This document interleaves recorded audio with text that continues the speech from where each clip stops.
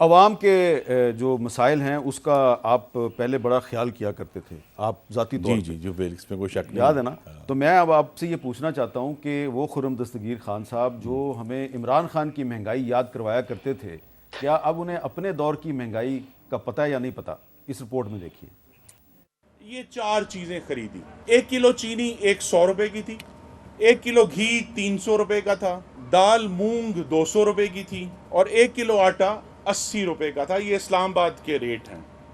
तहरीक इंसाफ के दौर में बजट सेमिनार के दौरान आटे दाल का भाव बताने वाले ये थे मुस्लिम लीग नून के रहनुमा खुर्रम दस्तगीर, जो अब तवानाई के वफाकी वजीर हैं। बात सिर्फ ऊंचे दामों तक महदूद न थी, मुआवजना नून लीग की हुकूमत के आखिरी दिनों के साथ भी किया गया। 31 मई 2018 को चीनी 53 रुपए किलो थी, लेकिन अब ये 104 रुपए में मिल रही है। 159 रुपए किलो घी अब 539 रुपए का, 112 रुपए किलो दाल मूंग 260 रुपए में और 33 रुपए में 1 किलो मिलने वाला आटा 140 रुपए किलो तक जा पहुंचा है। यानी सिर्फ 4.5 सालों में रोजमर्रा अशिया खुर्दोनोश की कीमतें 2 नहीं 3 गुना हो चुकी हैं।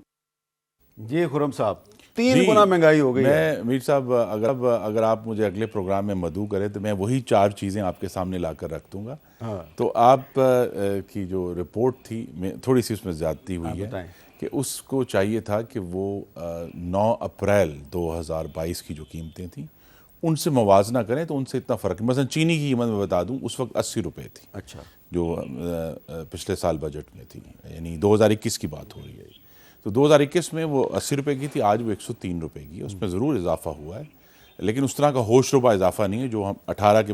तो हमने अपनी रिपोर्ट में जो इमरान खान साहब की महंगाई है उसको गोल कर दिया। जी, मैं बड़े अदब से अर्ज़ करूंगा कि अगर आप 9 अप्रैल की कीमतें शो करते हैं तो फिर हमें ज़रूर, देखिए ये जिम्मेदारी है और इस पर हम निमट रहे हैं। और इसीलिए ये जो तमाम जिस पर अभी 17 रुपये खर्च आना है, ये सूबाई असम्बली के इंतखाबात होने हैं, कौमी असम्बली के जो ज़िमनी इंतखाबात होने हैं, हमारा फोकस इंतखाबात पर नहीं है। अगरचे हमने मुकाबला करेंगे, हमारा फोकस तो मईशत की बहाली पर है।